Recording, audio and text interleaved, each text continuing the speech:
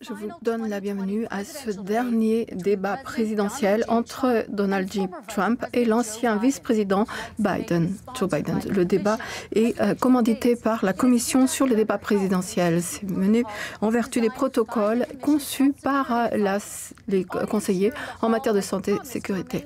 Le public a promis de rester, de ne pas applaudir ni d'interrompre, sauf maintenant, alors que nous accueillons ici l'ancien président Joe Biden et le président Donald J. Trump.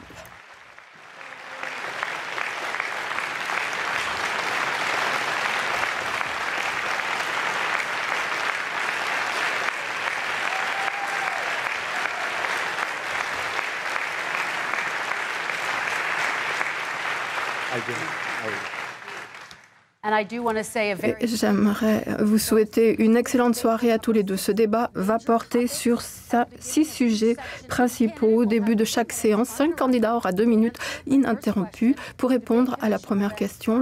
La commission ensuite du débat va uniquement allumer les micros quand chaque candidat pourra répondre. Et la commission va éteindre les micros exactement au bout des 2 minutes. Après cela, les 2 micros resteront allumés. Mais au nom des électeurs, je vais vous demander bien évidemment de parler l'un après l'autre. L'objectif ici, c'est de vous entendre et de permettre au public américain d'écouter tous les mots que vous allez formuler. Ceci dit, si vous êtes prêts, commençons. Nous allons commencer par, la lutte contre la pandémie. Président, la première question est pour vous. Alors, le pays se trouve dans une nouvelle phase. Plus de 40 000 personnes sont à l'hôpital aujourd'hui, même ici au Tennessee. Comme vous deux avez partagé le débat, eh bien, beaucoup de personnes encore sont. Donc, soyez spécifiques. Comment est-ce que vous allez diriger le pays face à cette nouvelle phase? 2 minutes. Alors, comme vous le savez, 2,2 millions de personnes étaient prévues mourir. On a fermé la plus grande économie du monde pour combattre cette maladie horrible qui est venue de la Chine. C'est une pandémie mondiale. Donc, vous voyez des éclosions un peu partout en Europe et ailleurs également. En ce moment, si vous avez remarqué, le taux de décès a descendu 85 %.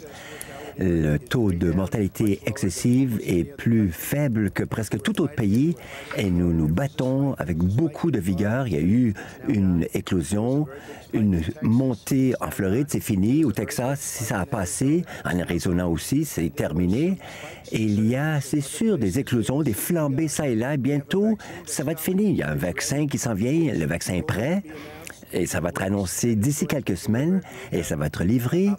On a l'opération Warp Speed qui sera la responsabilité des forces armées pour la distribution du vaccin. Je peux vous dire d'une expérience personnelle, j'ai été à l'hôpital, j'ai eu la COVID, je me suis guéri, je me suis remis de cette maladie. Ils m'ont donné ce que d'aucuns appelleraient un remède. J'étais là pas très longtemps. Je me suis vraiment remis très vite sur pied. Autrement, je ne serais pas là. Et là, on me dit, je suis immunisé. On ne sait pas encore si c'est pour 4 mois ou pour le reste de ma vie. Mais il y a de plus en plus de gens qui guérissent, qui s'en remettent. Nous avons un problème d'envergure mondiale. C'est à l'échelle de la planète, cette pandémie. Mais j'ai été félicité par les gouvernants de beaucoup de pays quant à ce qu'on a fait. Regardez, pour ce qui est des masques, des visières, des blouses et tout le stock des respirateurs. Il y a des milliers de respirateurs qu'on produit par mois. On les distribue dans le monde entier. Et le virus va partir. On est en train d'arriver à la fin et le virus va partir. Très bien. Monsieur l'ancien vice-président, comment est-ce que vous aideriez le pays à se sortir de cette crise? Vous avez 2 minutes. 226 000 Américains qui sont décédés. Alors, s'il n'y a rien d'autre que vous allez entendre, la personne qui est responsable pour ne pas avoir pris le contrôle, et je ne dis pas que je n'assume pas des responsabilités, tout le monde est responsable de ces excès de mortalité, mais cette personne ne devrait pas être le président des États-Unis. Il y a des milliers de morts par jour aujourd'hui. Et il y a plus de 70 000 cas par jour.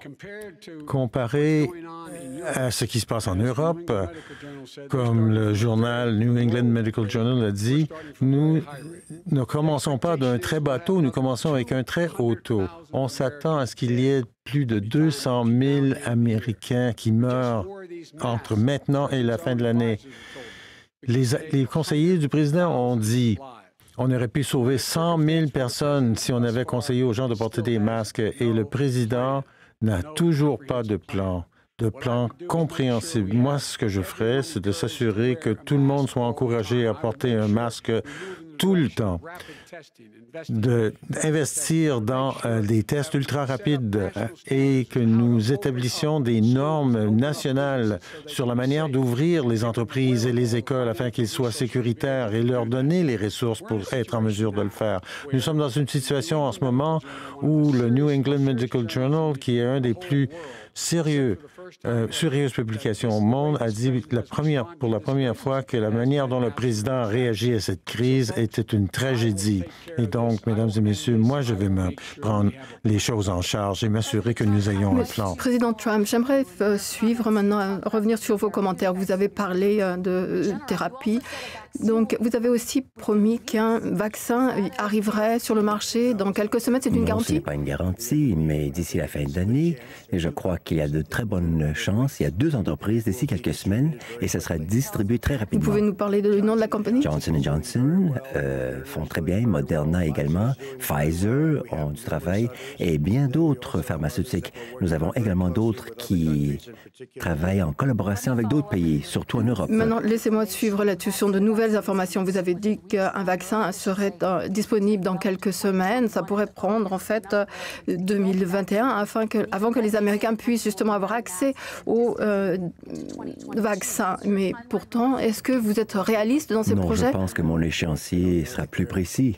Je ne sais pas s'ils comptent sur les forces armées comme nous, mais nous avons les généraux qui sont en poste.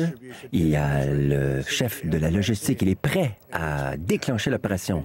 Et nous aurons 100 000 doses. Dès que le vaccin est prêt, il est prêt à déclencher l'opération. Vice-président Biden, votre réaction, 40% en fait des Américains qui accepteraient de prendre le vaccin contre le COVID. Si c'est proposé par le gouvernement, quelles mesures prendriez-vous en ce sens? Je m'assurerais qu'il est absolument, c'est un processus absolument transparent et que les scientifiques puissent examiner, qu'ils passent à travers toutes les étapes du processus. Écoutez, c'est la même personne qui vous a dit que ça allait être terminé en date pour Pâques, que ça allait être terminé cet été. Et maintenant, nous sommes devant un hiver très sombre et il n'a aucun plan, aucune façon d'assurer les gens qu'ils auront un vaccin avant le milieu de l'année prochaine. Votre réaction? Il dit que vous n'avez pas de plan? Non, l'hiver ne sera pas du tout sombre. On est en train d'opérer la réouverture du pays. On ne comprenait pas la maladie au début. Quand moi, j'ai interdit tout déplacement de Chinois avec toutes leurs infections et ensuite l'Europe, mais la Chine, c'était en janvier. Des mois après, ils disaient que j'étais vraiment xénophobe, que j'aurais dû rester dans le statu quo, mais il était des mois en retard sur moi. Et en fait, c'est lui qui était responsable de la grippe porcine et c'était une catastrophe. Une grippe beaucoup moins grave que la grippe normale, puis c'était une catastrophe. Si c'est lui qui avait géré la pandémie, on aurait 700 000 morts aujourd'hui. Et c'était un virus beaucoup moins mortel que la COVID. Alors, celui qui l'a géré pour lui, comme vous le savez, c'était son chef de personnel, chef de cabinet. Il a dit que c'était catastrophique, c'était horrible, on ne savait pas ce qu'on faisait. Et maintenant, il arrive et il nous dit comment agir et aussi tout ce qu'il a dit sur chaque décision qu'il fallait qu'on prenne. Eh bien, c'est exactement ce qu'on a fait. Mais il était en retard. Vice-président Biden, votre réponse? Ma réponse, c'est s'il est xénophobe, même pas parce qu'il a bloqué l'accès des Chinois, il l'a fait après que 42 pays l'aient fait avant lui. Et en plus, il a laissé des gens, il n'a pas forcé les gens, pour son équipe de 44 personnes, à aller à Wuhan. Il a dit non, il a dit qu'il était transparent, que le président de la Chine était transparent, que nous devrions le remercier même. Et qu'est-ce qui s'est passé après ça? On a commencé à parler d'utiliser la loi sur la défense américaine pour protéger nos gens. Il n'a rien fait, virtuellement rien. Et ensuite, il sort de l'hôpital et il nous dit que ne vous inquiétez pas, ça va être terminé très bientôt. Écoutez, il n'y a pas un scientifique sérieux dans le monde qui pense que ça va être terminé bientôt. Écoutez, je dis qu'on apprend à vivre avec le virus. On n'a pas le choix. On ne peut pas s'embarrer dans un sous-sol comme lui l'a fait.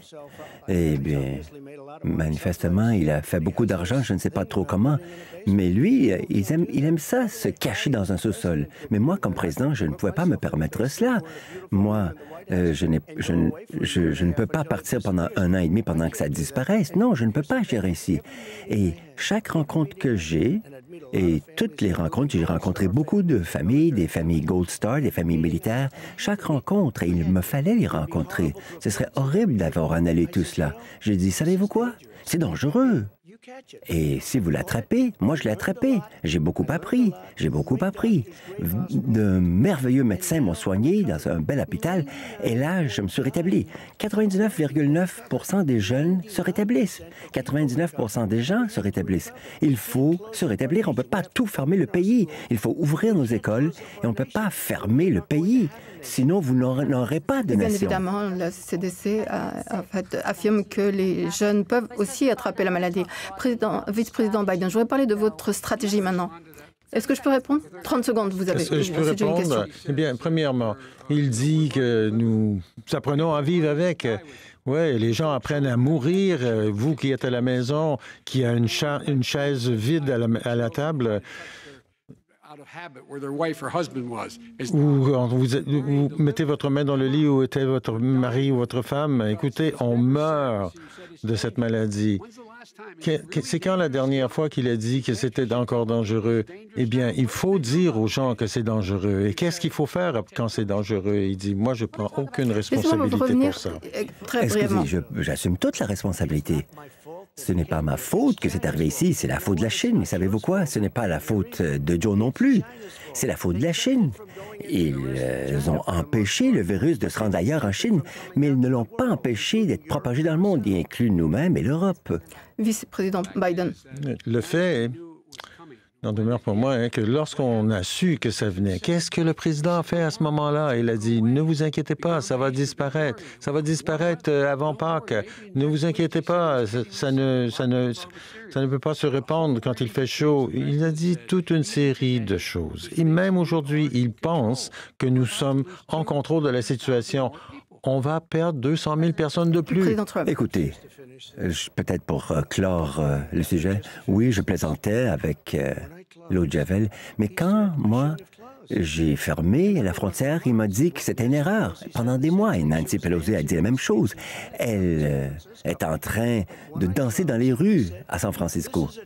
Moi, j'ai entendu, il m'a appelé un xénophobe et même un raciste parce que je fermais la frontière avec la Chine. Là, il me dit qu'il aurait fallu agir plus tôt. Joe, ça marche pas comme ça. J'ai pas dit oui, aucune c'est exactement de ces ce que choses. Oui, c'est ce que tu as dit. J'ai parlé de la xénophobie dans un contexte différent. C'était pas à propos de la fermeture de la frontière chinoise. D'accord. Maintenant, j'aimerais parler justement de vos différentes stratégies pour gérer la situation. Il a pensé et il a dit il ne fallait pas fermer la frontière à la Chine. Est-ce que vous voulez revenir là-dessus, répondre? Non, je ne veux pas répondre à ça. Alors, parlons de vos différentes stratégies pour surmonter la situation. Monsieur le vice-président, vous suggérez que vous devriez confiner si le scientifique le conseillait. Qu'est-ce que vous feriez, en fait? Quel serait l'impact sur l'économie? Les taux de chômage, la dépression, les violences domestiques, etc. Quel est le risque par rapport à l'exposition? Ce que je dirais, c'est que je vais tuer ce virus, neutraliser ce virus, pas l'économie de notre pays. C'est son inaptitude qui a forcé la fermeture d'entreprises. C'est comme ça que les gens ont perdu leur emploi.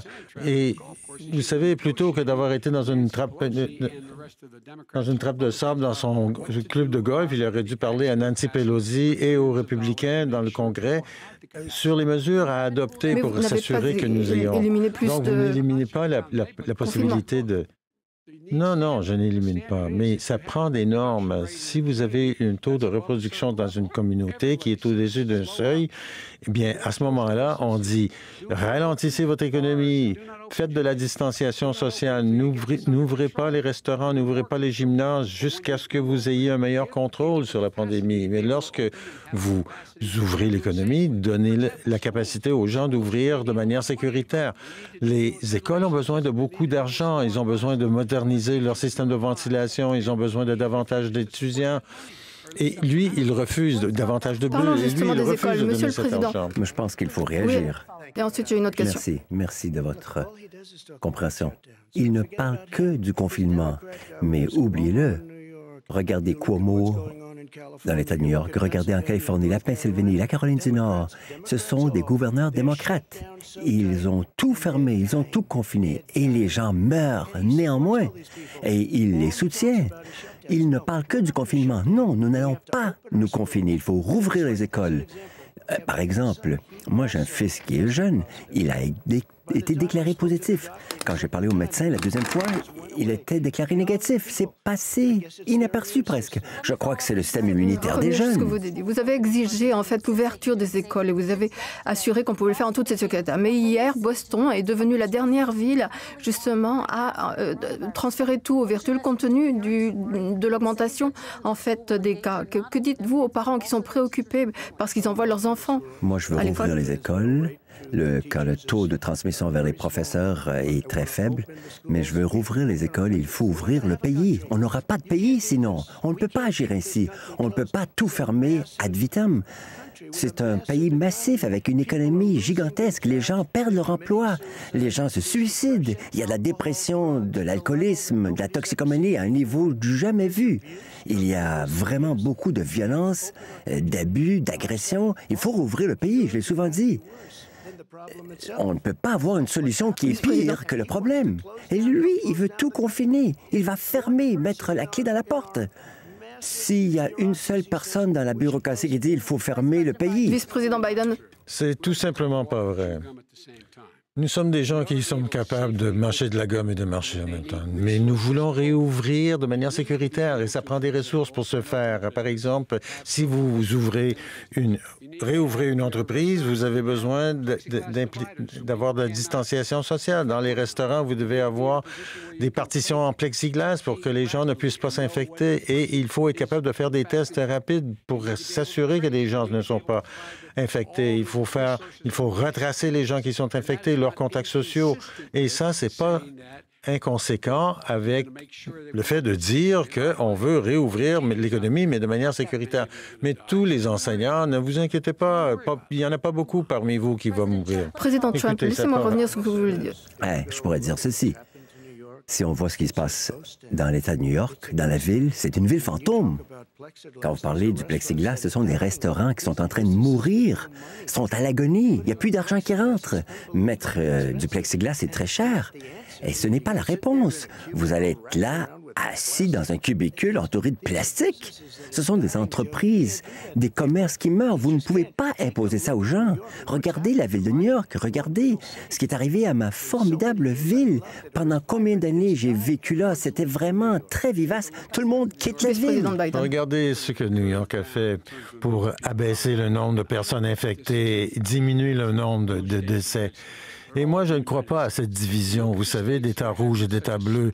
C'est les États-Unis dont il s'agit. Et regardez les États où il y a des éclosions en ce moment.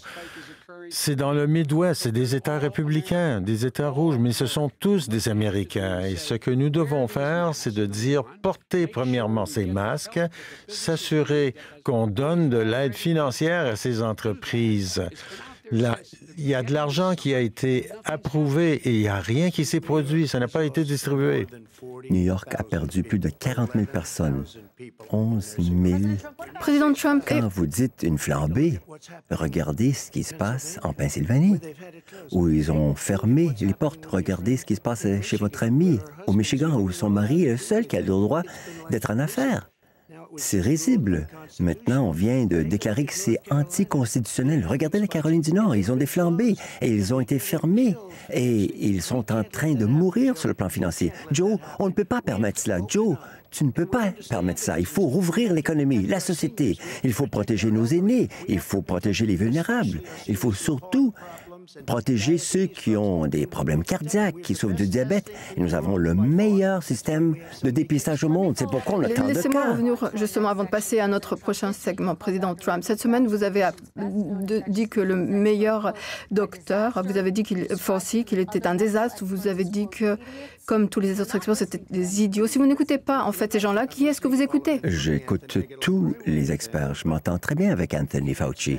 Mais c'est vrai qu'il a dit « ne portez pas de masque ». Il a dit, comme vous le savez très bien, ce ne sera pas un problème. Je pense que c'est un démocrate, mais ça va. Il a dit que ça n'allait pas être un problème. On n'aurait pas un problème. Quand Joe dit, par exemple, que moi, j'ai dit qu'Anthony Fauci a dit ceci et d'autres, bien d'autres, et je ne suis pas en train de les critiquer. On ne connaissait pas cette maladie. On ne connaissait pas cette pandémie, d'où que ça venait, quelle était sa nature. On a beaucoup appris. Mais Anthony a dit, ne portez pas de masque. Et maintenant, il s'est renversé de position. Et maintenant, c'était ses mots. C'est pas un problème, ça va partir bientôt. Donc, lui, il a le droit de faire des erreurs? Bon, c'est une bonne personne. Vice-président Biden, votre réponse rapidement et ensuite on passera à la prochaine section. Ma réaction, c'est que pensez à ce que le président savait en janvier et qu'il n'a pas dit au peuple américain. On lui a dit que c'était un virus sérieux qui se répandait par voie aérienne et que c'était beaucoup plus sérieux que la grippe. Il a dit même à un de vos collègues qui l'a enregistré qu'il savait à quel point c'était dangereux, mais il ne voulait pas nous dire parce qu'il ne voulait pas qu'on panique. Les Américains ne paniquent pas. Lui, il a paniqué. Vous savez, on a découvert dans le New York Times que ces gens ont été pour dire aux gens de Wall Street que c'était très dangereux. Et à ce moment-là, des courtiers ont dit « il faut vendre, il faut vendre ». Je vais vous donner 30 secondes Celle-là, je ne l'ai pas entendue. 30 secondes et ensuite on passe à autre chose. Quelqu'un qui est parti à Wall Street, c'est toi qui prends tout l'argent de Wall Street, c'est pas mon cas. Toi, là, tu as vraiment fait beaucoup d'argent dans les campagnes de financement. Et moi, je pourrais en accumuler tellement plus comme président et quelqu'un qui connaît la plupart des donateurs. Moi, je peux appeler tous les dirigeants des grandes entreprises de Wall Street et moi, je pourrais fracasser tous les records, mais je ne veux pas le faire parce que ça me met en mauvaise posture. Et là, vous parlez de Wall Street, ça ne devrait pas être ici, car c'est toi qui prends de l'argent de Wall Street, pas moi. Moi, je pourrais écraser ton taux de financement. On a assez d'argent, on n'en a pas besoin. En fait, on a battu Hillary Clinton avec une fraction de son budget de campagne. Nous allons passer. Ne parle pas de... La contribution moyenne que je reçois, c'est 43 $. Section, donc la sécurité nationale. Et j'aimerais commencer par la sécurité des élections et certaines nouvelles. Juste hier soir, eh bien, des officiels ont confirmé qu'à nouveau la Russie et l'Iran travaillent pour avoir une incidence sur les élections. Les deux pays ont obtenu des informations sur les électeurs, selon ces officiels, et ils envoient des messages aux électeurs en Floride, notamment des menaces. Donc, Monsieur le Vice-président, que vous feriez-vous pour mettre un terme à ça? Vous avez 2 minutes ininterrompues. J'ai été très clair. Et j'ai demandé à tout le monde de faire la même promesse, de prendre le même serment. Peu importe le pays qui interfère dans les élections américaines, ce pays va payer un prix. C'est très clair qu'au cours de ces élections, et je ne parlerai pas de la dernière, que la Russie est impliquée, la Chine à un certain niveau, et maintenant on apprend aussi que l'Iran est impliqué. Ils auront un prix à payer si moi je suis élu. Ils interfèrent avec la souveraineté américaine. C'est ça qui se passe en ce moment. Ils interfèrent avec la souveraineté américaine. Et au meilleur de ma connaissance, je ne pense pas que le président en ait parlé à Vladimir Poutine. Je ne pense pas qu'il ait dit un seul mot à Poutine à propos de l'interférence des Russes. Et je ne pense pas qu'il ait parlé aux Iraniens. Mais peut-être qu'il en parle davantage des Iraniens. Mais voici la chose importante, mesdames et messieurs. Nous avons des pays étrangers qui essayent d'interférer dans les résultats de nos élections. Son propre conseiller à la sécurité lui a dit qu'est-ce qui se passe à propos de son ami Rudy Giuliani, peut-être que je ne devrais pas en parler, qu'il est un pion pour les Russes. Les Russes lui donnent de l'information qui n'est pas vraie. Qu'est-ce qui se passe? Il ne se passe rien. Et tout ce qui se passe en ce moment à propos de la Russie, c'est qu'ils veulent s'assurer que je ne sois pas élu président, le prochain président des États-Unis, parce qu'ils savent que je les connais et ils me connaissent. Je ne comprends pas pourquoi ce président n'est pas prêt à faire face à Vladimir Poutine, alors que Poutine paye des primes pour faire tuer des soldats américains en Afghanistan quand il tente de déstabiliser l'OTAN tout entier. Je ne sais pas pourquoi il le fait, mais peut-être qu'on devrait lui poser la question pourquoi tout pays qui interfère avec les États-Unis vont payer un prix parce qu'ils affectent notre souveraineté. Même question. Laissez-moi juste reformuler la question. Vous aurez 2 minutes pendant 2 élections, en fait. Il y a eu une ingérence, en fait. Qu'est-ce que vous feriez pour le prochain mandat pour mettre un terme à ça? J'aimerais réagir à la première partie. Comme Joe a répondu, il a eu 3,5 millions de dollars de la Russie, Joe. Et c'est par l'entremise de Poutine, parce qu'il était très proche de l'ancien maire de Moscou et la femme du maire de Moscou. Il a reçu 3,5 millions. Votre famille a reçu cela. Alors, un jour, il va falloir expliquer pourquoi cet argent a été versé. Moi, je n'ai jamais eu d'argent de la Russie. Et pour ce qui est d'hier soir, j'étais au courant de tout cela. Et grâce à John Ratcliffe, qui est fantastique, il a dit... Ce qui est commun aux deux, c'est que les deux veulent que tu perdes. Parce qu'il n'y a personne qui a été plus dur sur la Russie.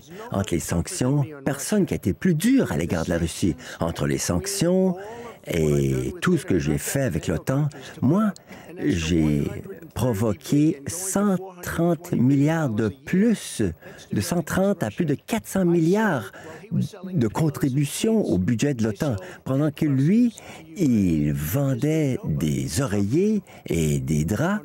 Moi, je vendais de la technologie militaire en Ukraine. Ils ont pris le port des sous-marins, tu te rappelles très bien, pendant que tu étais à la Maison-Blanche, toi et Barack Obama.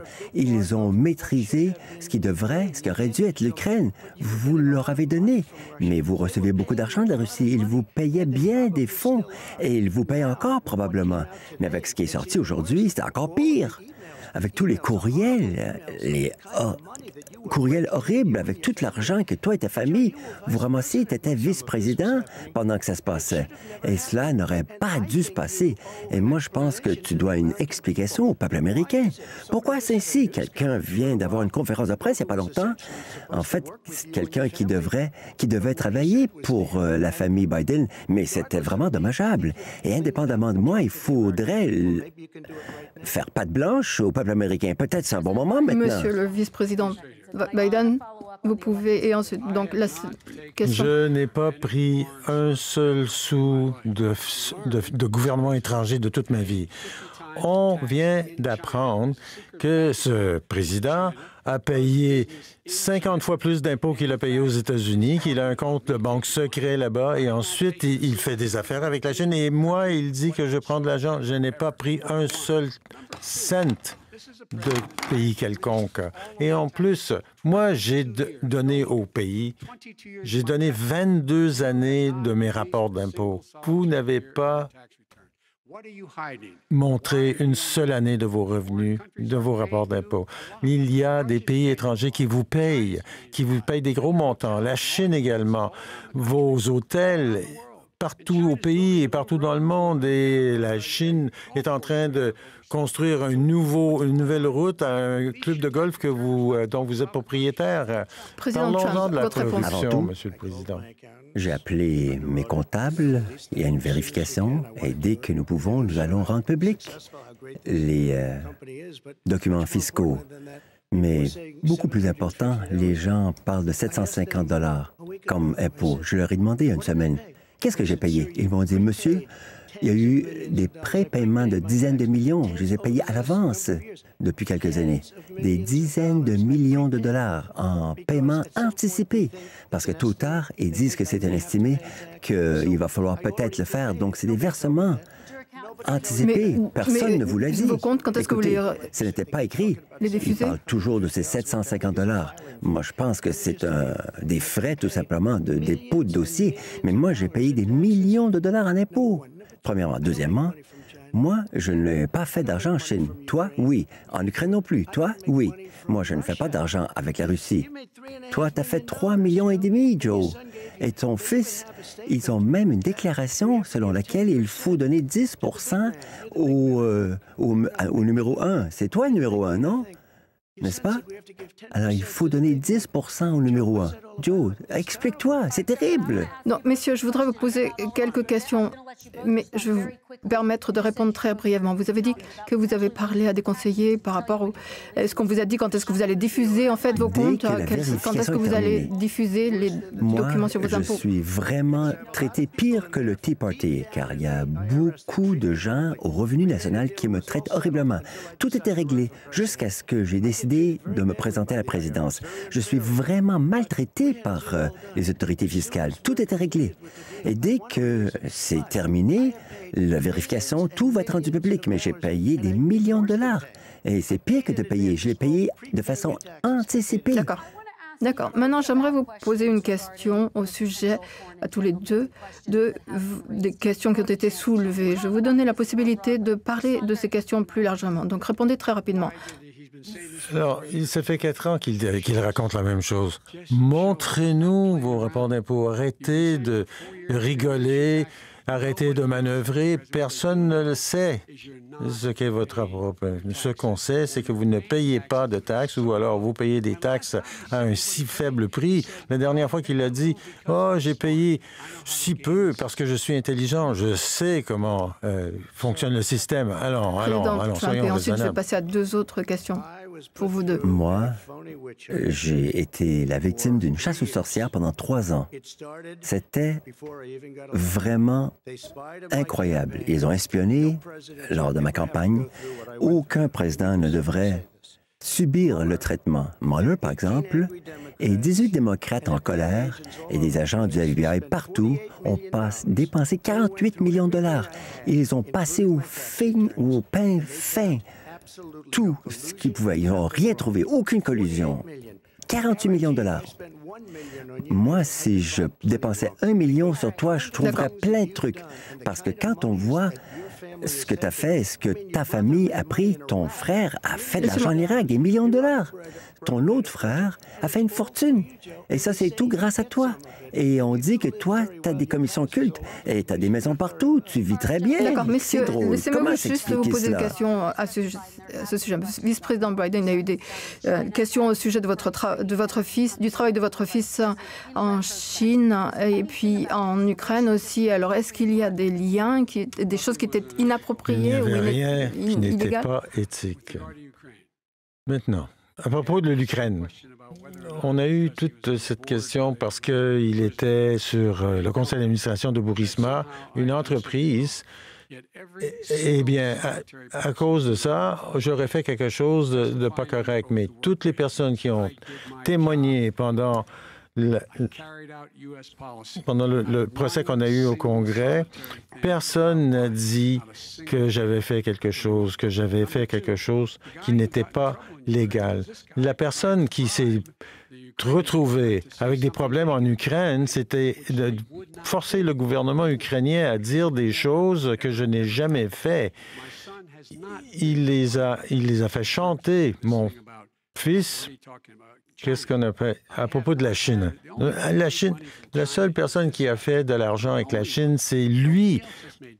Personne d'autre n'a fait de l'argent avec la Chine. Laissez-moi juste poser la question. Est-ce que je peux dire un mot? Très brièvement. Son fils n'avait aucun emploi pendant des années. Tristement, il n'était plus dans les militaires, j'en dis pas plus. Il n'avait pas d'emploi. Dès qu'il est devenu vice-président, Burisma et pas une très bonne réputation comme entreprise, j'entends dire qu'ils lui ont payé 183 000 $ par mois.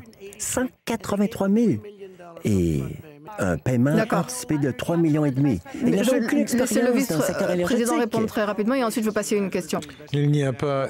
Tout le monde qui a fait enquête là-dessus n'a pas trouvé Président Trump, c'est à vous. quelconque Depuis que vous êtes arrivé à la Maison-Blanche, eh bien, vous avez personnellement promu en fait vos entreprises à l'étranger. Un rapport, justement, de cette semaine indique que votre entreprise a un compte bancaire en Chine. Alors, comment est-ce que vous pourriez dire au public américain que vous n'avez pas de conflit d'intérêt? Dans la liste, ils sont partout. J'étais un homme d'affaires. Moi, je faisais affaires. Le compte en banque dont vous parlez, chacun en connaît l'existence. Il est dans la liste, ce compte-là.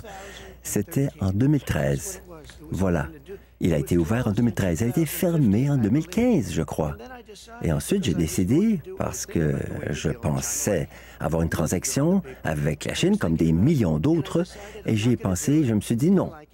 J'aimais pas trop cette idée. Le compte était ouvert et il était fermé. Pardon, laissez-moi parler. Et à la différence de lui, quand il est vice-président, il est en affaires en même temps, j'ai décidé de me présenter à la présidence par après. Donc, j'ai fermé le compte avant même de me présenter à la Maison-Blanche. Donc, une très grande différence. Lui, le vice-président des États-Unis d'Amérique, et son fils, son frère et son autre frère sont en train de s'enrichir. Ils sont comme un aspirateur. Ils sont en train d'aspirer des billets de banque Nous devons partout aller de dans l'avant. le monde. J'aimerais maintenant vous demander, vice-président Biden, vous posez des questions au sujet de la Chine. Parlons-en plus largement. Bien évidemment, le président Trump a affirmé qu'il devrait payer pour ne pas avoir fait preuve de transparence par rapport au coronavirus. Si vous étiez président, est-ce que vous obligeriez la Chine à payer et à quoi ça ressemblerait? Ce que je demanderais à la Chine de faire, c'est de jouer selon les règles du jeu, pas comme lui a fait. Lui, il a forcé le prix que l'on paye par rapport à la Chine, enfin, le commerce qu'on fait avec la Chine a augmenté, pas à descendre. Et ça nous prend un partenaire en Chine, maintenant, qui détient 51 % et donc qui contrôle nos droits intellectuels. Moi, je refuserais de faire ça. Lorsque j'étais encore vice-président, on a fait des zones d'identification dans la mer de Chine. Et moi, j'ai dit non, on va passer à travers les B1 et nos B52. Ils doivent jouer selon les règles du jeu. Et qu'est-ce qu'il fait, lui? Eh bien, il va serrer la main d'espèces de dictateurs comme le dictateur nord-coréen et il pique nos alliés.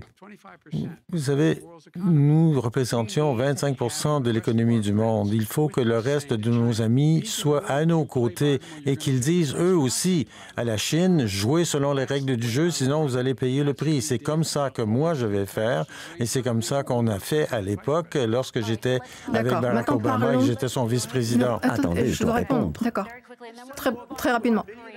Écoutez, 1,5 milliard de dollars. Ce n'est pas vrai. Il passe 10 minutes dans le bureau et ensuite il revient avec Air Force 2. Il y a un courriel très clair où il est question de ta famille qui veut faire 10 millions par année pour faire des présentations, Trump, du trafic d'influence. Pour revenir sur la politique, qu'est-ce que vous voulez faire plus précisément pour faire en sorte que la Chine... La Chine est en train de payer des milliards de dollars. Je viens de donner 28 milliards. 28 milliards de dollars à nos agriculteurs. Ça, c'est l'argent des contribuables. Ça n'est pas venu de l'argent de la Chine. C'est la Chine, c'est pas le contribuable. C'est pas vrai. 28 milliards. Et savez-vous ce qu'ils ont fait pour payer?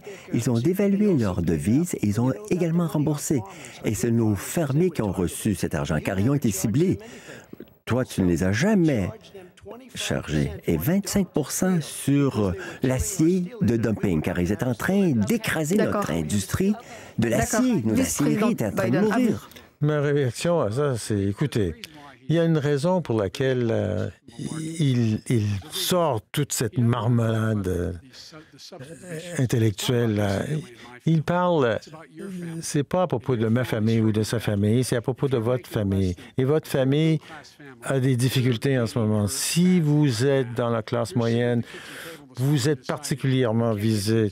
Eh bien, on ne peut pas acheter des nouveaux pneus, puis il faut attendre un mois. Est-ce qu'on va être capable de payer l'hypothèque? Est-ce qu'on va être obligé de dire à notre fille qu'elle ne peut pas retourner à l'université? Vous savez, moi, j'ai grandi dans une famille de la classe moyenne. Et les familles de la classe moyenne aujourd'hui sont en difficulté.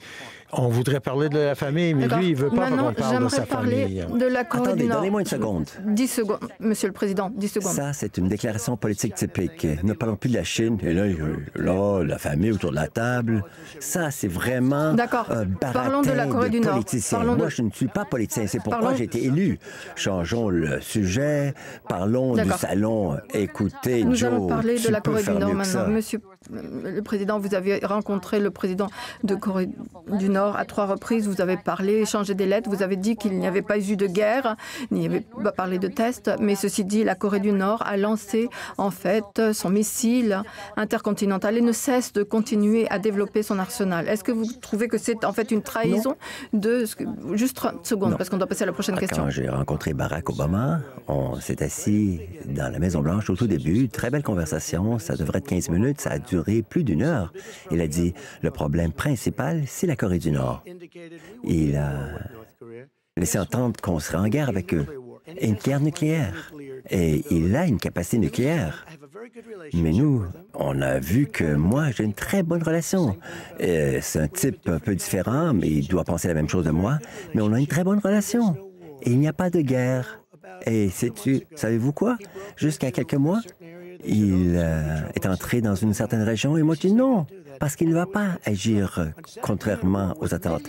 Alors, plutôt que d'avoir une guerre, car Séoul est à quelques kilomètres, 25 kilomètres, des millions de personnes seraient mortes. Trump, les 30 secondes sont échues. Vice-président Biden, à vous, la Corée du Nord a mené 4 tests sous Obama.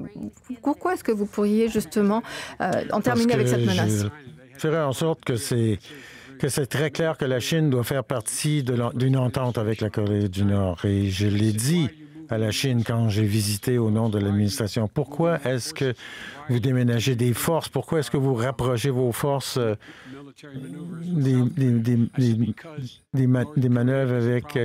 Parce que la Corée du Nord est un problème et on va continuer à le faire pour les contrôler. C'est ce que les Chinois m'ont dit, pour s'assurer qu'on ne peut pas nous faire du mal. Alors, si vous voulez faire quelque chose, faites votre part. Et lui, qu'est-ce qu'il a fait? Il a légitimé la Corée du Nord. Il a parlé de son bon ami qui est un vicieux dictateur et il dit à quel point on est mieux.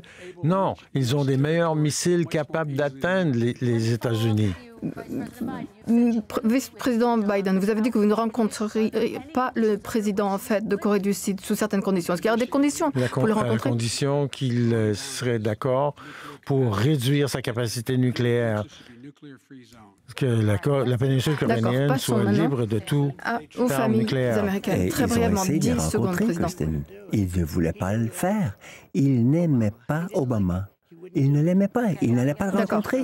Ils ont essayé. Ils ont tenté le coup. Je vous laisse répondre à ça, mais a refusé. Et ça va.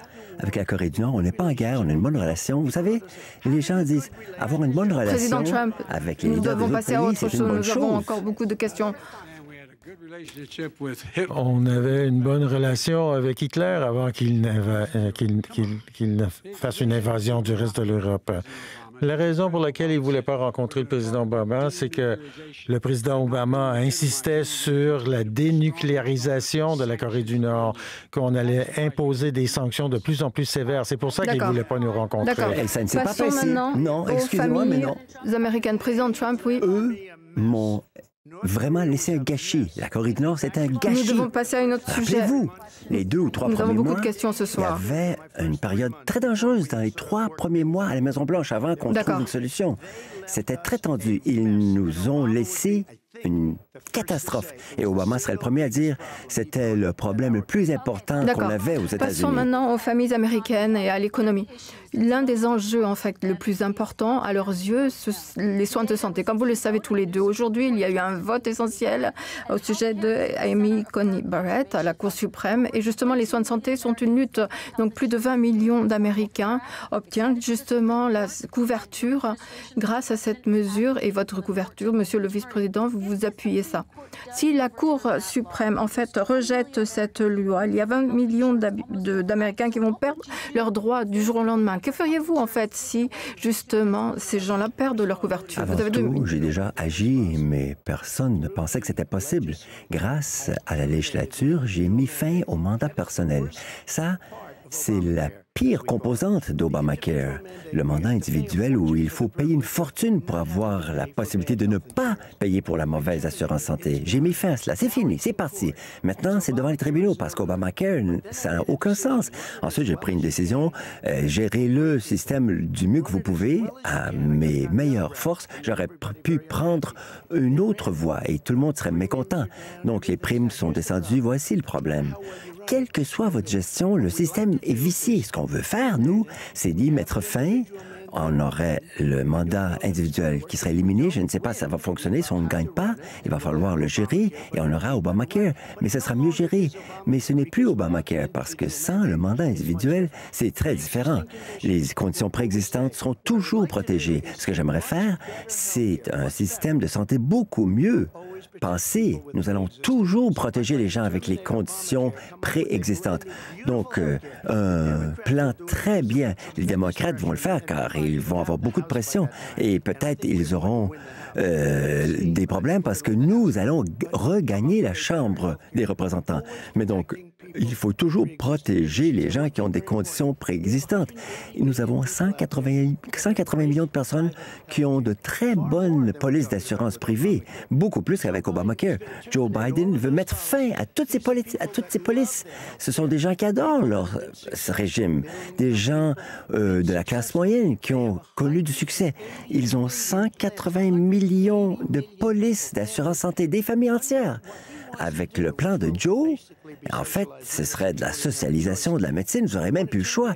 Ils veulent mettre fin, résilier toutes ces polices. Nous avons fait un travail remarquable en santé et nous allons même mieux faire. D'accord. Vice-président Biden, oui, c'est à vous. Donc, votre plan appelle, en fait, justement, le renforcement de Obamacare. Donc, quels sont vos plans si, en fait, la Cour suprême décide que c'est illégal? Vous avez 2 minutes pour répondre. Eh bien, ce que je vais faire, c'est de faire adopter l'Obamacare avec une option publique. Et cette option va dire, si vous n'êtes pas capable, si vous vous qualifiez pour Medicaid, mais que vous n'avez pas les moyens dans votre État d'avoir le Medicaid, vous serez automatiquement enrôlé, ce qui assurera de la concurrence contre les compagnies d'assurance santé. Et ceci permettra une concurrence qui n'existe pas en ce moment pour permettre à Medicare de négocier avec les compagnies d'assurance.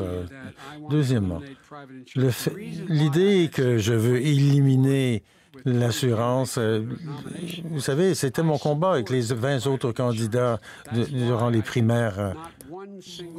Et c'est pour ça qu'il n'y a personne qui ont de l'assurance privée ne perdrait leur plan et ils ne le perdraient pas non plus s'ils ont Obamacare, à moins qu'ils décident par eux-mêmes qu'ils veulent quelque chose de différent. Je veux m'assurer aussi que nous ayons une situation où on va protéger les conditions préexistantes. Lui, dans son cas, il ne peut pas le faire. On ne peut pas faire ça dans l'éther, dans l'absolu. Ça fait longtemps qu'il parle de ça et il n'a pas présenté de plan concret encore. J'imagine qu'on aura le plan sur les conditions préexistantes en même temps qu'on aura son plan d'infrastructure. Le fait, il n'en demeure pas moins que ça a coûté très cher au peuple américain à cause de son administration dans le cadre du COVID-19. Des dizaines de milliers de personnes, des millions de personnes ont perdu leur assurance privée parce qu'ils sont sans emploi. Et les gens qui ont eu la COVID ont une condition préexistante. Qu'est-ce qu'ils vont faire, ces gens-là? Justement, qui est lié à ce qu'a affirmé le président Trump. Il a dit que vous socialiseriez le système. Qu'est-ce que vous répondriez aux gens qui sont préoccupés, justement, par rapport aux options, que ça amène le pays, en fait, à un système géré uniquement par le gouvernement? Je dis que c'est ridicule. C'est comme dire que, vous savez, l'idée que parce qu'il y a une option publique, les gens peuvent choisir, ça rend le plan socialiste. Écoutez, la différence avec le président, c'est que moi, je pense que la santé, c'est un droit et non pas un privilège ou une option. Et moi, je suis fier de mon plan. La plupart des syndicats, principaux syndicats sont d'accord avec moi et la plupart des gens aussi qui œuvrent de manière sérieuse dans le domaine de la santé sont d'accord avec moi. Ceci va donner l'occasion, une opportunité aux gens d'assurer leurs enfants. Combien il y en a chez vous Qu'est-ce qu'ils vont faire s'ils tombent malades parce que vous avez perdu votre assurance santé parce que vous êtes sans emploi? Président Trump, Écoutez, votre il réponse. était là pendant 47 ans. Il n'a rien fait. Et là, il était 8 ans vice-président. Et cela ne fait pas 25 ans de cela. C'est peut-être il y a 3 ans, 4 ans au maximum. Ça fait pas longtemps. Il n'a rien fait. Il n'a rien fait. Il veut de la médecine socialisée. Ce n'est pas que lui le veut. Écoutez, c'est Mme Kamala Harris qui est plus à gauche que Bernie Sanders. Bernie Sanders en veut. Les démocrates en veulent. Vous allez avoir une médecine socialisée, tout comme avec la fracturation hydraulique. Là, on va y mettre fin. Et là, il se rend en Pennsylvanie après qu'il a été nommé. Il a été très chanceux d'être nommé candidat. Et là, il dit, oui, la fracturation hydraulique, oui, c'est le feu vert. Et moi, je respecte très bien comment vous gérez notre débat. Mais quelqu'un doit poser la question. Pendant une année, il dit une chose, Nous et avons là, encore il fait plusieurs sujets volte-face. à aborder. Combien de volte-face peut-on On va tolérer? revenir sur ces points. Écoutez, Je en tout dois cas, c'est la répondre. médecine socialisée. C'est ça qu'il Ma propose. réponse, c'est que les gens méritent d'avoir des soins de santé, une assurance santé qu'ils peuvent se payer. Et mon plan leur permettra d'avoir des primes beaucoup moins chères. Ça va coûter 750 milliards de dollars pour se faire. Mais ils vont avoir des primes moins chères. Ils vont être capables de s'acheter des plans d'assurance maladie beaucoup moins chers et de ne pas avoir de surprise lorsqu'ils reçoivent leur facture. Il continue à en parler, mais il n'a pas fait rien. Pas une seule Très chose. brièvement, parce que je veux Quand parler il de ce dit- qui se Attends, passe attendez. sur la Lui, colline il parle de la parlementaire. médecine socialisée et les soins de santé. Quand il parle d'une option publique, il est question de détruire Medicare et de détruire C'est la pas vrai. sécurité sociale. Et tout le pays va s'effondrer. Bernie Sanders l'a essayé dans son État, dans le Vermont. Et son gouverneur est un gouverneur vraiment à D'accord, gauche. d'accord. Et c'était impossible à Laissez faire le vice-président fonctionner. Cela répondre. ne fonctionne pas. Il est vraiment confus. Il pense qu'il est en train d'avoir une élection contre d'autres gens, mais c'est contre Joe Biden qu'il se présente ici.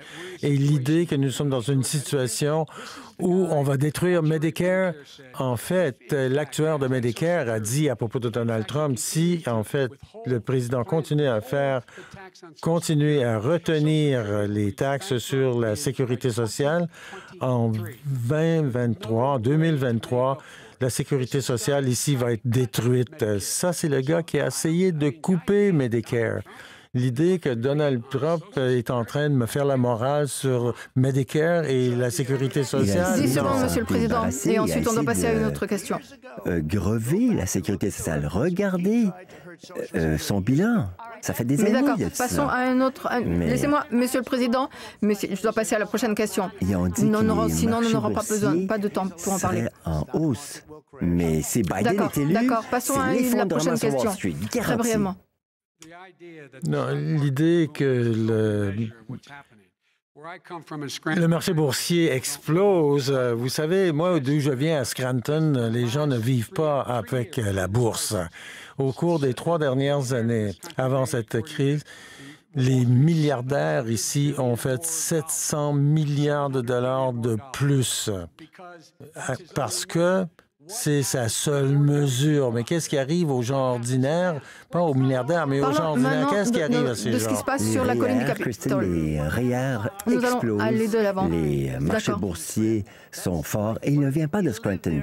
Il a vécu là pendant peu d'années.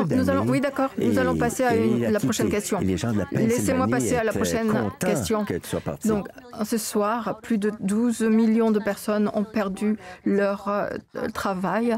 Beaucoup plus de personnes se retrouvent sous le seuil de la sécurité, des gens ont faim, plus particulièrement des personnes de couleur.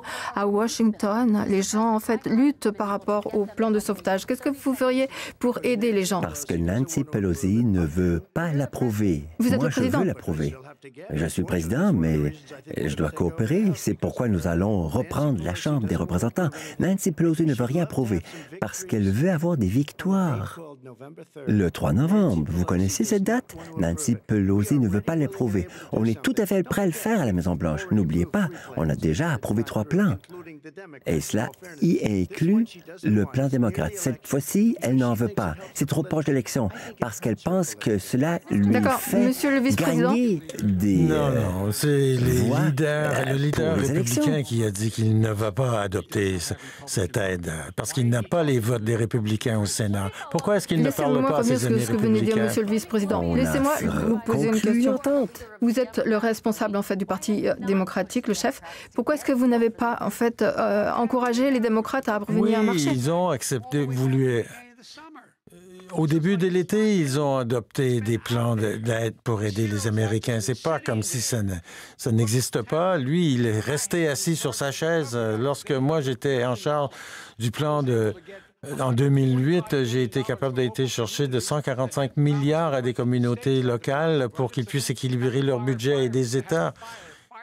Vous savez, ils devaient renvoyer des policiers, des pompiers afin d'être capables de continuer à faire rouler leur pays. Et lui, il n'est pas prêt à appuyer cette loi. Et McConnell a dit, laissez-les faire faillite. C'était un renflouement de ces villes et ces États mal gérés par des démocrates. C'était une façon de transférer des milliards de dollars des contribuables vers des démocrates. Et c'était nos contribuables qui allaient être versés à des immigrants illégaux. Nous allions nous en occuper. Mais non, j'aimerais bien les aider, mais ce que cela a fait, c'est que chacun dans le monde entier va vouloir arriver chez nous. C'était une façon de s'occuper d'eux autres. Et ce n'était pas du tout relié à la pandémie. En fait, c'était un renflouement pour des villes et des États démocrates super mal gérés. Je suis un fier démocrate, mais je serai un président américain. Je ne vois pas d'État rouge ou bleu. Mesdames et messieurs, chaque État, s'il se retrouve avec des problèmes, ils vont mettre à pied les premiers répondants, les policiers, les pompiers, les professeurs. Vous savez, les pères fondateurs étaient intelligents. Ils ont permis que le gouvernement fédéral puisse faire des déficits pour aider les États et les villes. On parle énormément de commerces, en fait, et de propriétaires d'entreprises qui ont des difficultés. Croyez-vous que c'est le bon moment de leur demander d'augmenter, justement, le salaire minimum à 15 $? Oui, je pense qu'une des choses qu'il faudra faire, c'est de sortir les gens du trou. On devrait les aider en ce moment. Toutes ces petites entreprises, il y en a des milliers qui font faillite en ce moment. Ils ne sont pas capables de passer au travers cette épreuve. On est censé les aider avec de l'argent pour leur permettre de réouvrir leur entreprise de manière sécuritaire, pour les écoles, pour réduire la taille des classes, d'installer des meilleurs systèmes de ventilation. Les entreprises et les écoles ont besoin de l'aide du gouvernement fédéral, mais ces gens-là ne veulent pas les aider. Ils ne veulent pas leur donner d'argent. Nous allons passer à une autre question, mais je voudrais votre réaction. Il a dit qu'on n'aide pas les PME, mais c'est en aidant, c'est aider les PME de faire monter le salaire minimum. Alabama est différent de New York. New York est différent du Vermont. Chaque État a ses particularités. Ça devrait être une option au niveau de l'État. Il faut aider les PME, c'est clair. Mais comment allez-vous faire cela quand vous forcez des salaires plus élevés? Et cela a été prouvé. Quand vous faites cela, les petites entreprises congédient beaucoup de leurs employés. Vous avez déjà dit récemment que vous pensiez justement à augmenter le salaire à 15 $. Vous l'avez dit que vous pensiez à augmenter le salaire minimum à 15 $. Est-ce que c'est toujours le cas? Je pourrais envisager dans une certaine mesure. Dans un deuxième mandat? Oui, dans un deuxième mandat, mais n'a pas un niveau qui va acculer tous ces commerces à la faillite. Cela devrait être de compétences locales.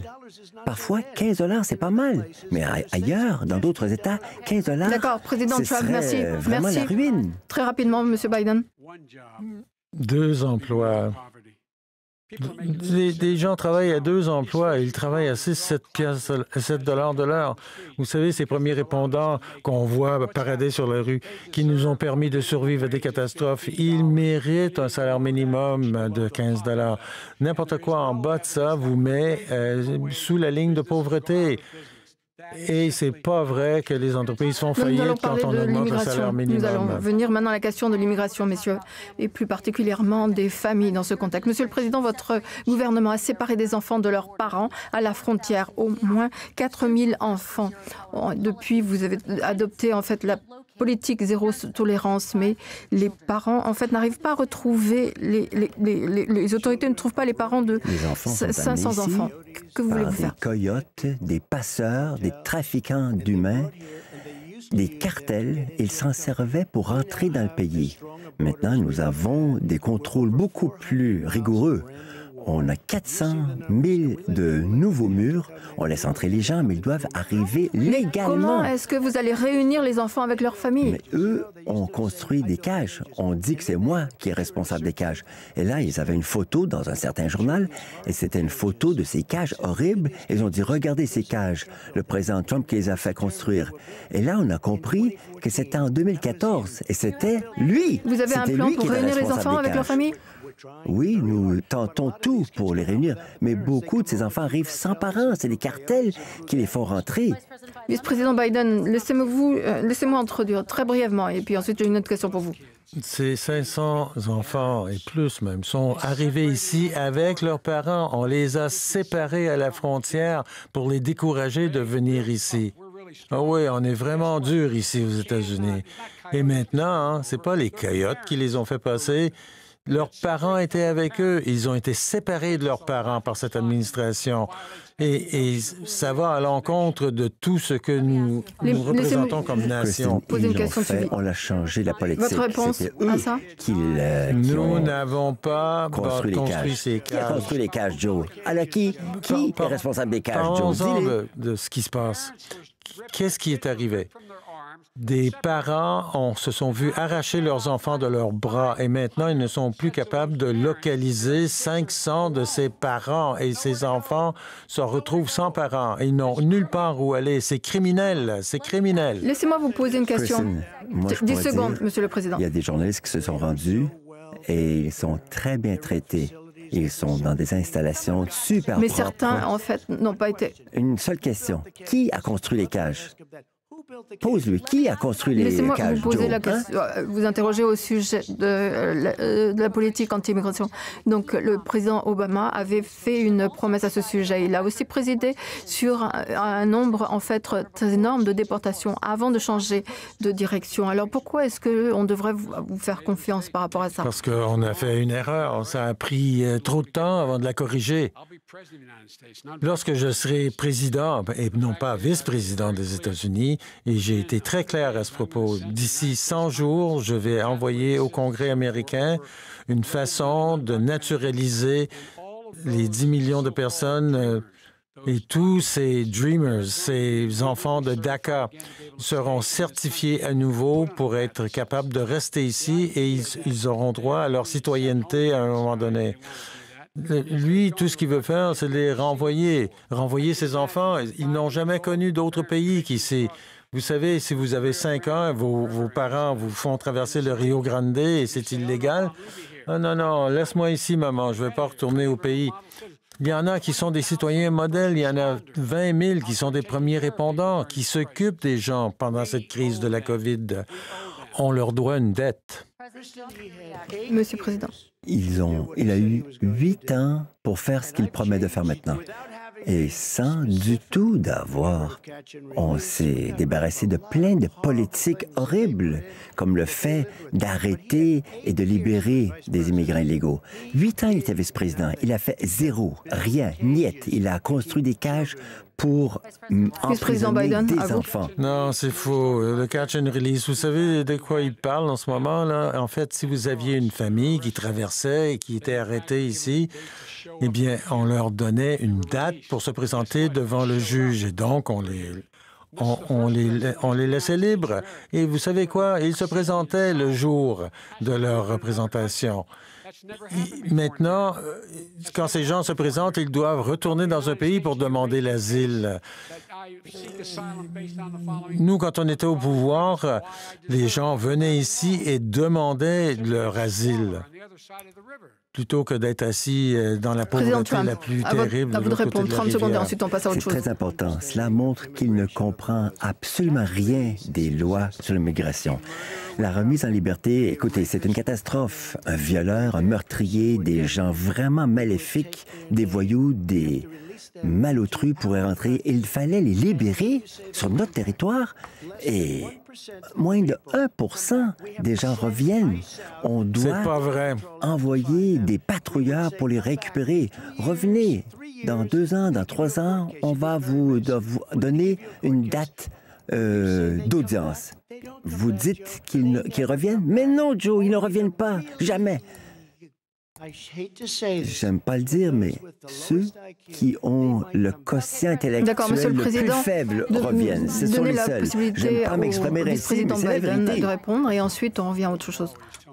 Je connais la loi et je peux vous dire que ce n'est pas vrai. Allez vérifier vous-même. Alors, passons à une autre question. De toute façon, on n'en a pas... C'est pas un sujet puisque cette politique a été vraiment éliminée. 525 enfants qui ne savent pas où se trouvent leurs parents. Alors, parlons maintenant de notre prochain enjeu, les races en Amérique.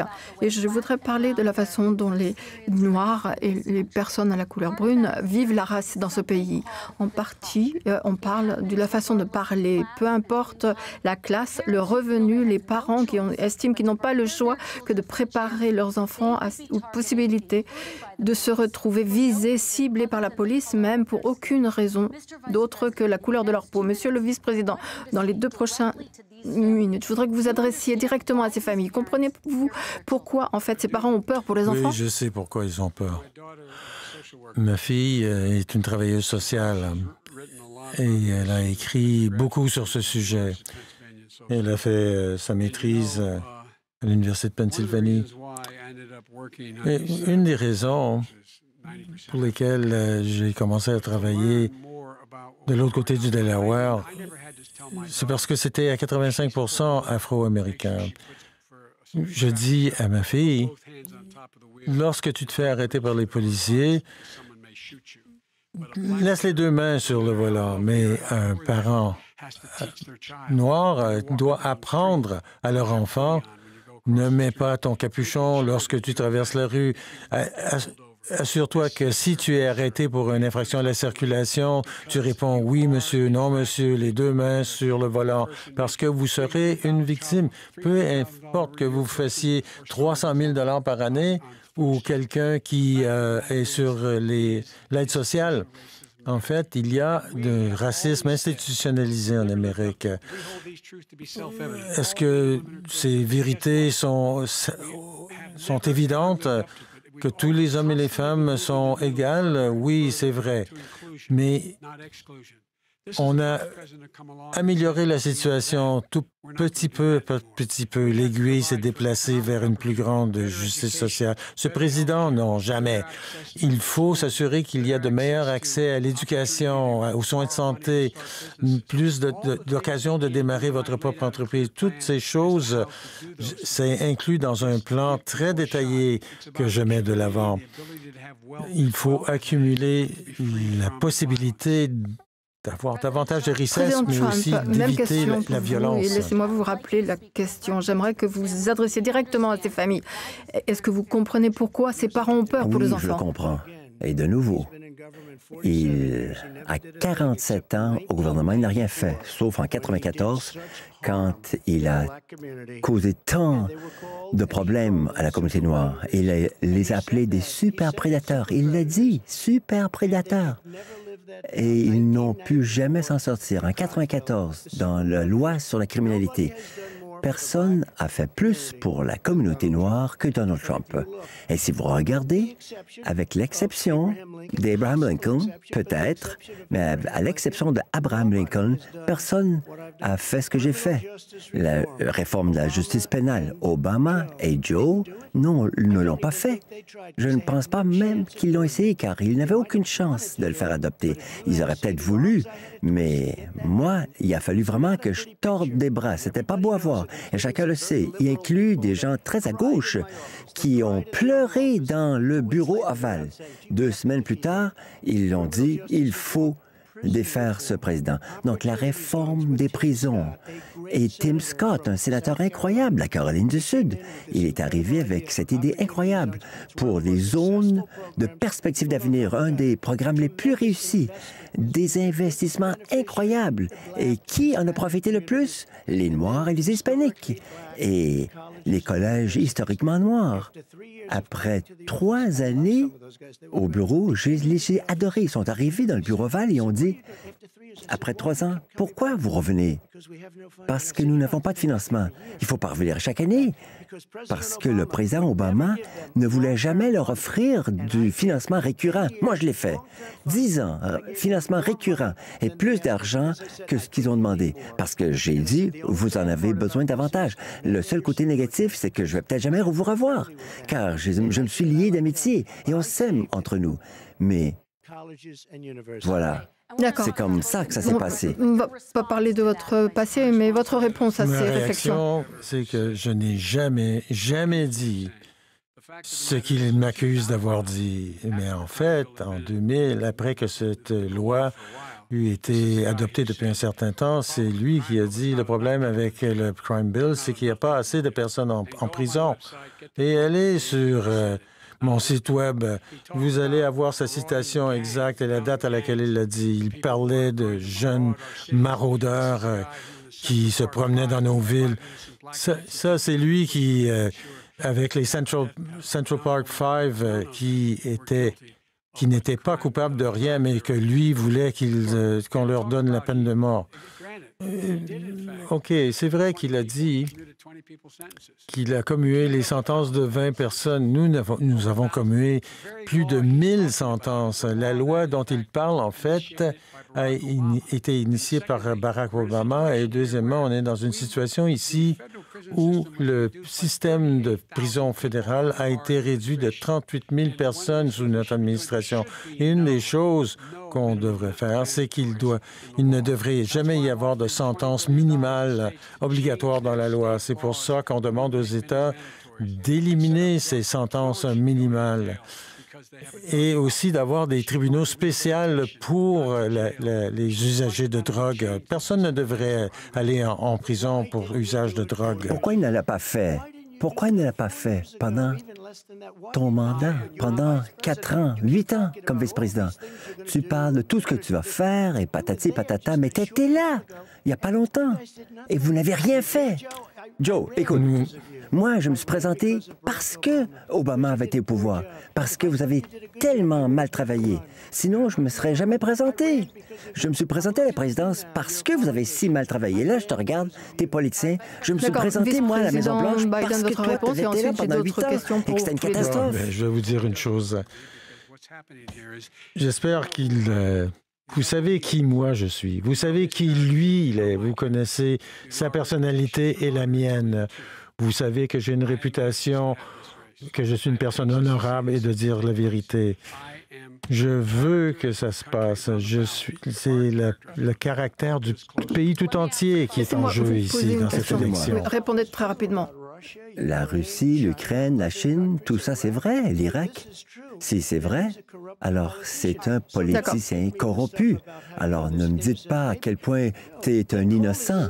Joe, on parle de toi comme politicien corrompu. Je voudrais rester sur l'enjeu, en fait, des relations raciales. Nous parlons de race, Président. Je voudrais rester justement sur cet enjeu des races. Il faut que je réponde très rapidement.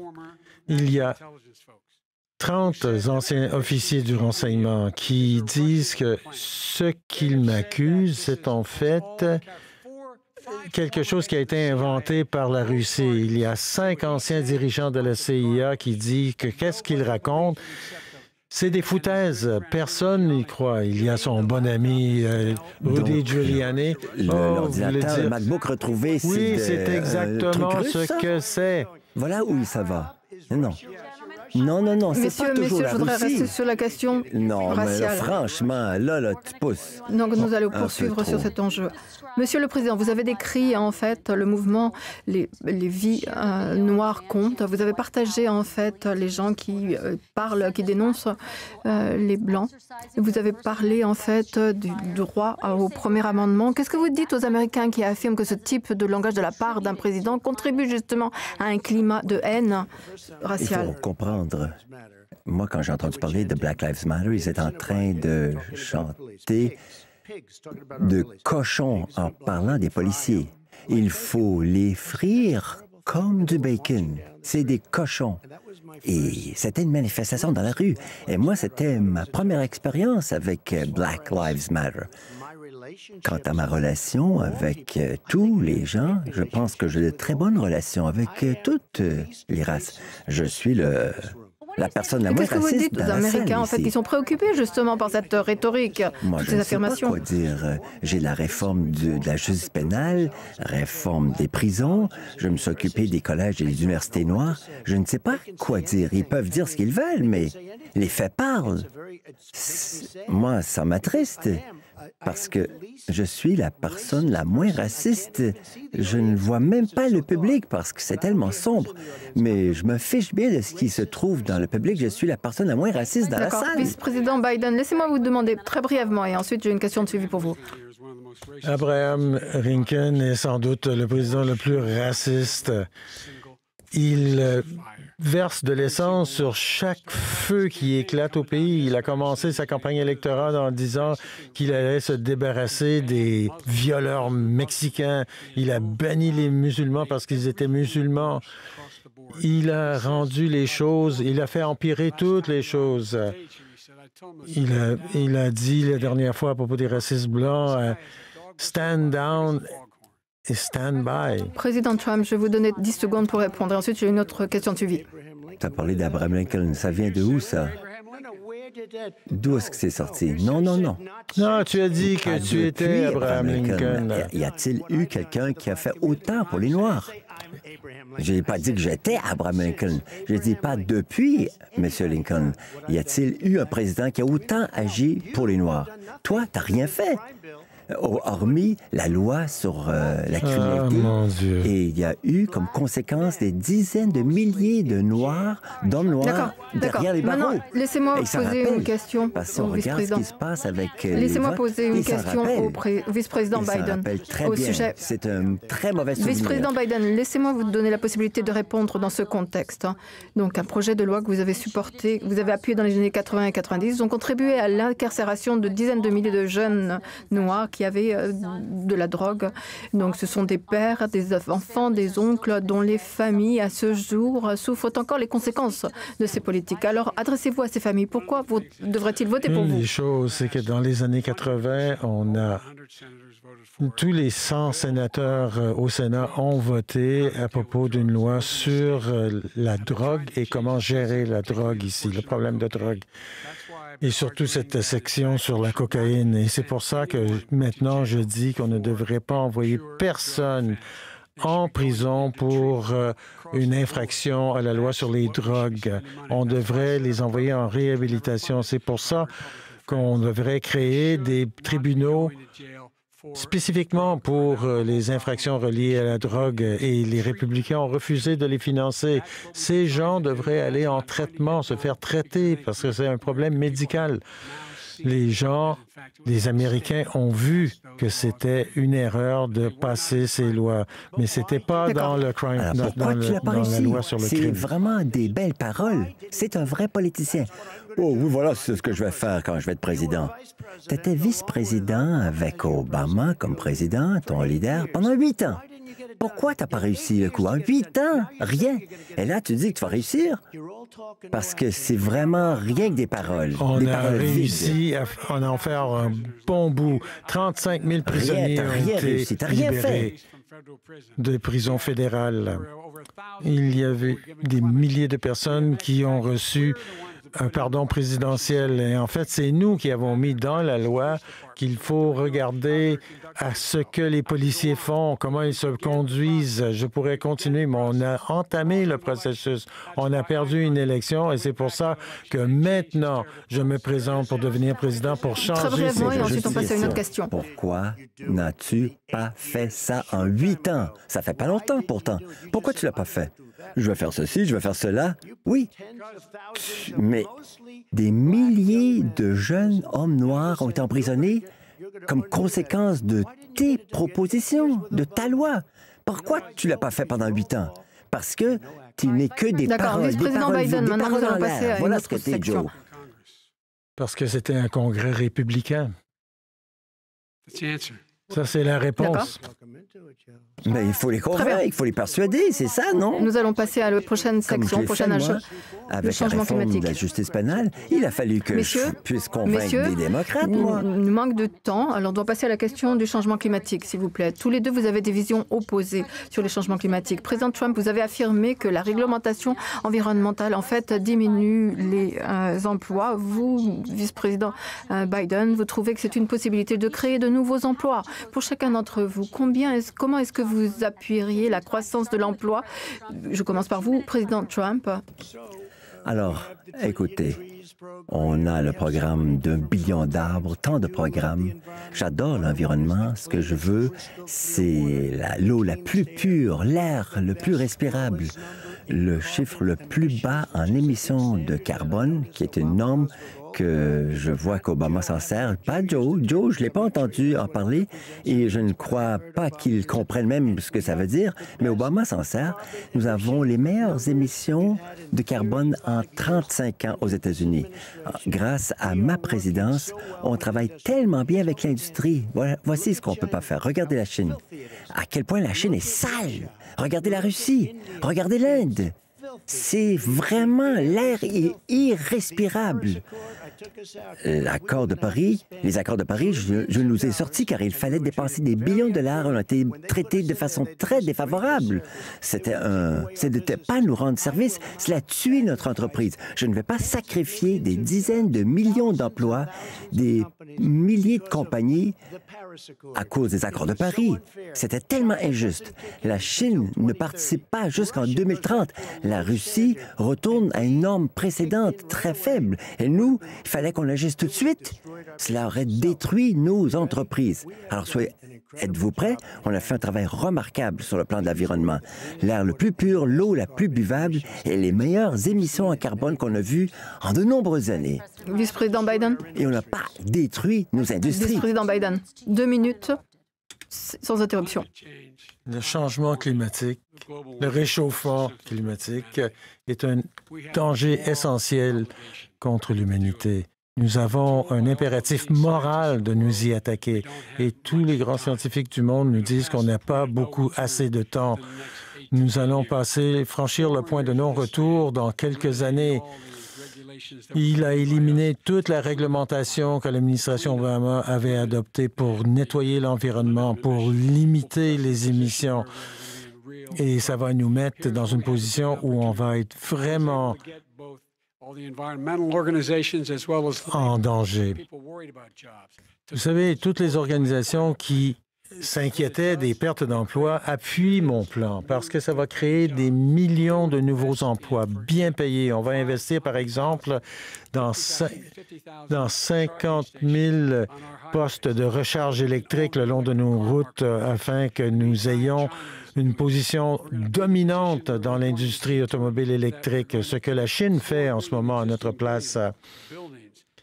On va prendre des millions d'édifices existants afin qu'ils épargnent davantage d'énergie, ce qui va nous épargner des centaines de milliers de barils de pétrole en même temps et créer des emplois simultanément. Et l'idée ici, c'est de créer des millions d'emplois et nettoyer l'environnement. Donc, notre santé et notre environnement ici sont en jeu. Et c'est ce que nous voulons faire. Il y a des firmes sur Wall Street qui ont indiqué que mon plan va créer en fait 18,6 millions emplois, des dizaines de millions de plus et créer des trillions, des billions de dollars de plus de croissance économique. Ils ont dit avec beaucoup de vigueur, ces 1 500 $ seront supprimés des familles en vertu de son plan, que c'est une catastrophe économique. Si vous regardez ce qu'il veut faire, regardez un peu ce plan. C'est qui l'a élaboré? C'est AOC plus 3. Ils connaissent absolument rien sur le climat.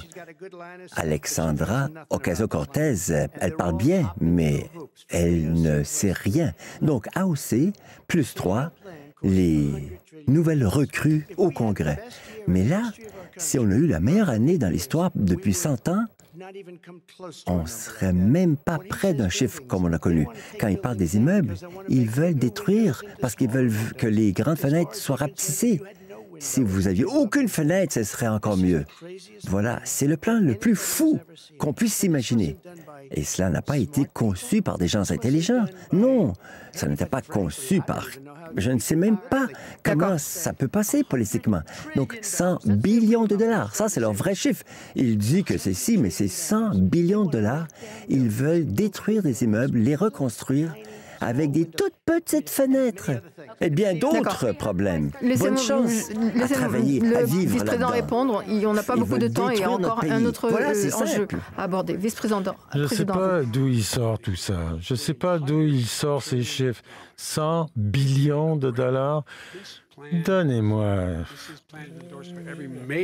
Ceci est un plan qui a été approuvé par tous les groupes environnementaux, par les syndicats, parce qu'ils savent que l'avenir, c'est un avenir où on est capable de respirer l'air qui nous entoure et qu'on ait des emplois. Et en fait, l'industrie qui connaît la plus grande croissance, la plus rapide croissance aux États-Unis, c'est l'industrie du solaire et des éoliennes.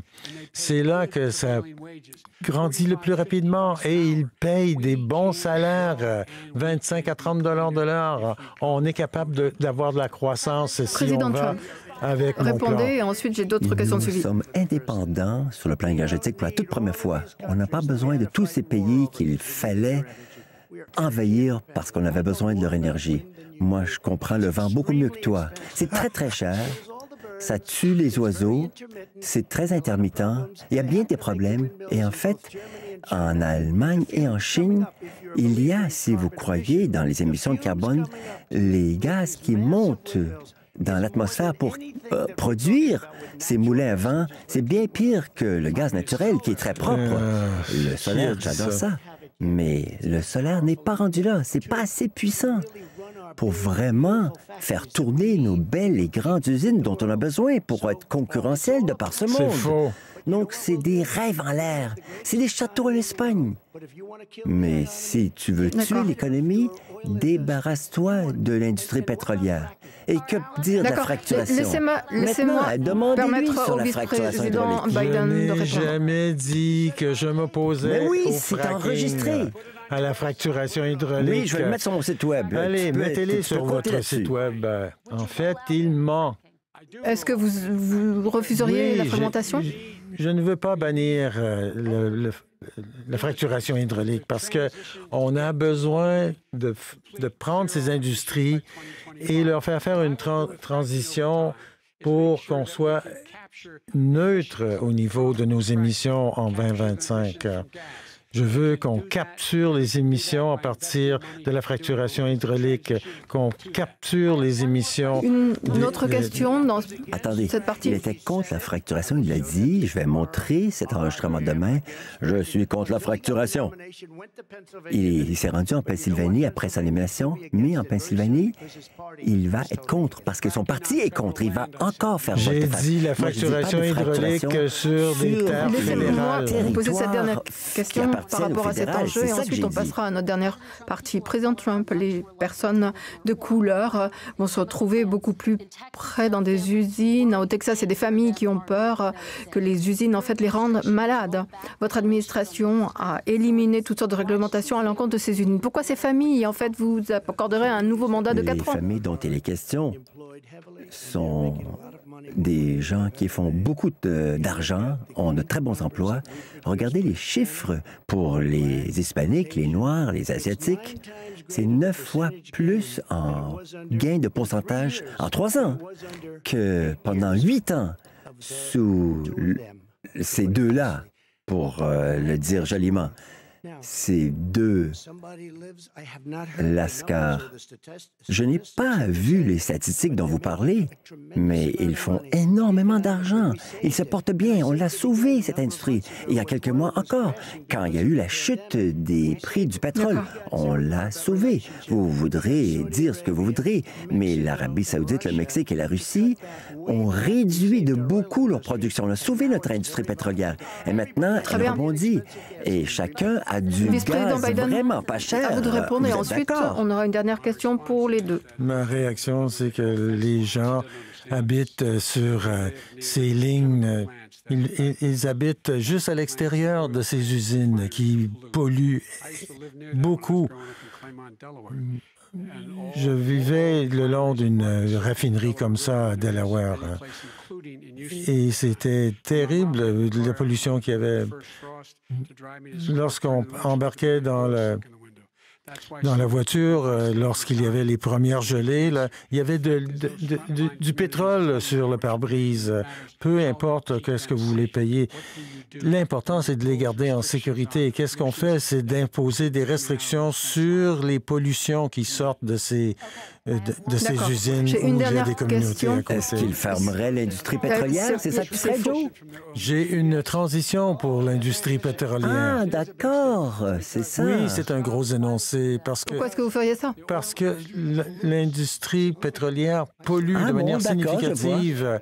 Voici, c'est intéressant comme déclaration. Si vous me laissez finir ma déclaration, parce que ça doit être remplacé par l'énergie renouvelable. Mais ça prend du temps pour faire ça. Moi, j'arrêterais de leur donner des subventions fédérales. Lui, on ne veut pas donner des subventions au solaire et à l'éolien. En fait, on donne au solaire. Nous avons une dernière question. Mais pour la communauté d'affaires, c'est une déclaration nous avons une dernière très question importante. à poser, Monsieur le Président. Il va détruire l'industrie pétrolière. Rappelez-vous de cela au Texas, en Pennsylvanie. Oui, vice-président Biden, je vous donne 10 secondes pour répondre et ensuite on passe à la dernière question. Monsieur Biden, vice-président Biden.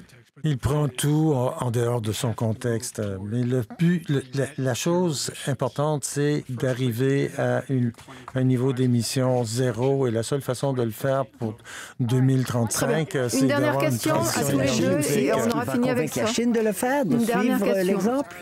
Non, je vais retourner dans les accords de Paris et je vais forcer la Chine au sujet du leadership, le dernier faire ce qu'ils ont promis. Et cette première question s'adresse à vous, Président Trump. Imaginez que vous êtes le jour de l'inauguration. Que vous diriez-vous dans le cadre de votre discours aux Américains qui n'ont pas voté pour vous? Vous avez juste 1 minute chacun. Commencez par le Président Trump. Réussir comme pays en réaction à cette peste arrivée de la Chine. Et maintenant, on est à un record de création d'emplois, plus de 11 millions en si peu de temps.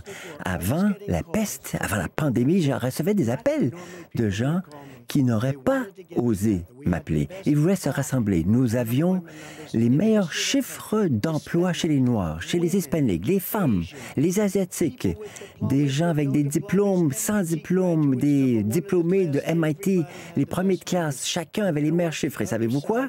L'autre côté voulait nous rencontrer, voulait unifier les forces.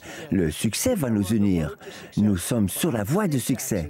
Mais moi, je suis en train de réduire les impôts. Et lui, il veut me faire augmenter les impôts de tout le monde et mettre plein de nouveaux règlements.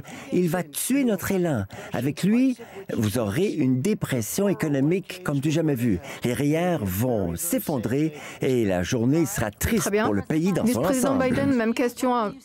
Que diriez-vous pendant votre discours d'inauguration aux Américains qui n'auront pas voté pour vous? Je leur dirais... Je suis un président américain. Je vous représente tous un chacun, peu importe si vous avez voté pour ou contre moi. Et je vais m'assurer que je vous représente. Nous allons bouger. Nous allons choisir la science sur la fiction par rapport à la fiction. Nous allons choisir d'aller de l'avant parce qu'il y a des opportunités incroyables qui nous attendent pour améliorer les choses. Nous pouvons faire croître notre économie. Nous pouvons gérer ce racisme systémique et en même temps s'assurer que notre économie est gérée et motivée par de l'énergie propre qui va créer des millions de nouveaux emplois. Et ça, ce sont les faits. C'est ça qu'on va faire. Et comme je l'ai dit au tout début, qu'est-ce qu'il y a au moment où vous allez voter? C'est le caractère de notre pays, la décence, l'honneur, traiter les gens avec respect, traiter tout le monde avec dignité et s'assurer que tout le monde a une chance égale. Et je vais m'assurer que vous aurez ça. Je tiens à vous remercier tous les deux de cette fantastique débat d'1 heure et demie, très robuste. Merci beaucoup, Monsieur le vice-président Biden, Monsieur le président Trump. Merci beaucoup à l'Université Baldwin.